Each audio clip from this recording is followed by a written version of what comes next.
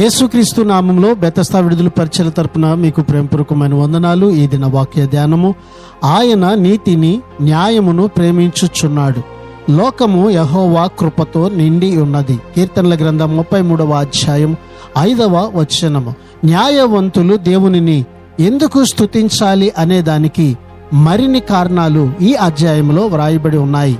ఆశ్చర్యకరమైన సుందరమైన దేవుని కార్యాల్లో ఆయన ఉపయోగించిన ఆయన వాక్కు, ఆయన యొక్క విశ్వసనీయత, నీతి న్యాయాలు, ఆయన కృప, ఆయన బలప్రభావాలు ఈ అధ్యాయంలో 10-11 వచనాల్లో మరో కారణంగా కనిపిస్తూ ఉన్నాయి. తన ఉద్దేశాలన్నిటినీ నెరవేర్చగలిగేందుకు ఆయనకున్న సామర్థ్యం ఎల్లప్పుడూ కూడా నిలిచి ఉంటూ ఉంది. ఆ సామర్థ్యం దేవుని నీతిని న్యాయాన్ని ప్రేమించే వారిలో ఎల్లవేళలా ఉంటూ ఉంది. ప్రార్థన.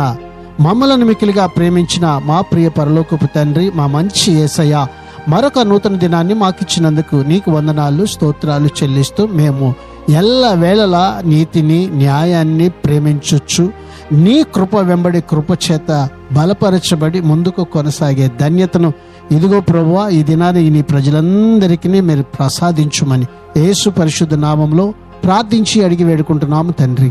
ఆమెన్.